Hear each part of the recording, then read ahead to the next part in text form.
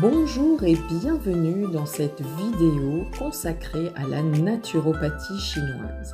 Aujourd'hui, nous abordons le thème de l'arthrose. Cette maladie touche en particulier les femmes, même si les hommes avant 40 ans sont concernés. Elle se manifeste pour l'essentiel sur les grosses articulations. Les articulations sont les points de contact entre nos os et assurent la mobilité de notre squelette.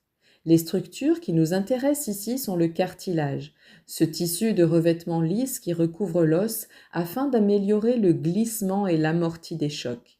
Ce cartilage n'est pas vascularisé, il n'est pas innervé non plus, et il est dépourvu de vaisseaux lymphatiques.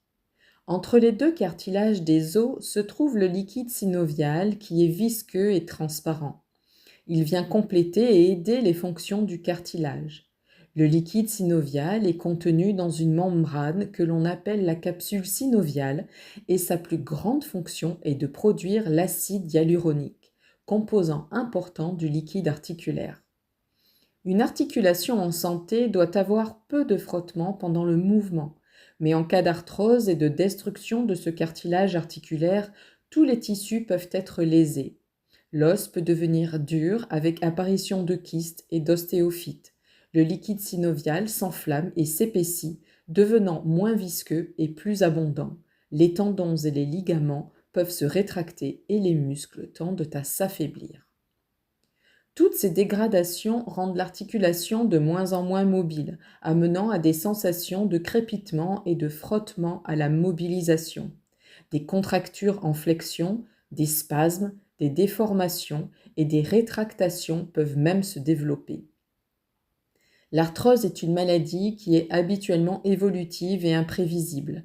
Parmi les articulations les plus touchées par l'arthrose, on peut citer les articulations interphalangiennes distales et proximales, l'articulation du pouce carpo-métacarpien, les disques intervertébraux, la première articulation métatarso-phalangienne, la hanche. Il existe deux catégories d'arthrose. L'arthrose primitive est localisée sur des articulations spécifiques. L'arthrose secondaire apparaît à la suite de traumatismes, d'anomalies congénitales, de défauts métaboliques, d'infections ou encore de maladies endocriniennes et neuropathiques. Dans cette catégorie, on inclut aussi les microtraumatismes engendrés par la répétition prolongée de mouvements spécifiques à une surutilisation, ce que l'on retrouve dans les troubles musculo-squelettiques.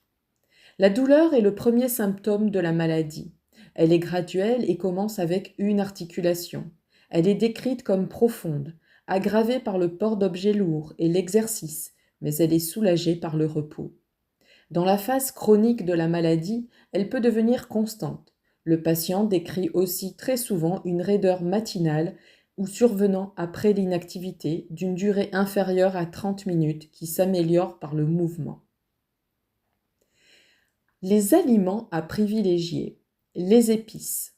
Gingembre frais, cannelle en bâton de ceylan, pas en poudre, anis étoilé, graines de fenouil, coriandre en graines, poivre long ou poivre de Sichuan, avec modération, curcuma frais, fenugrec, clou de girofle, cardamome. Les légumineuses sont d'excellentes alliées. Haricots azuki, haricots noirs, haricots rouges, lentilles corail, à condition de bien les cuire et de les associer à une céréale tonifiante, le quinoa par exemple, pour favoriser leur assimilation.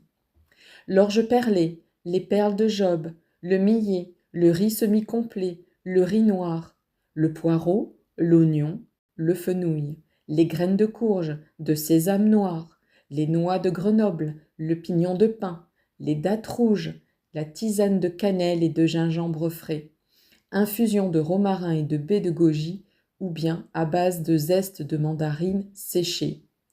Infuser par exemple dans 300 ml d'eau chaude, une cuillère à café de graines de fenouil légèrement écrasées, une demi-cuillère à café de graines de coriandre, une étoile d'anis étoilée. Les aliments à éviter, les crudités, les aliments froids ou ceux qui sortent directement du réfrigérateur, les produits à base de soja et les aliments à exclure, les produits laitiers.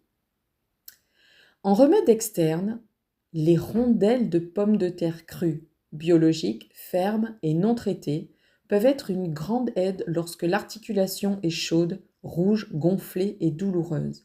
Elles permettent de réduire les gonflements et les rougeurs, d'apaiser la sensation de brûlure.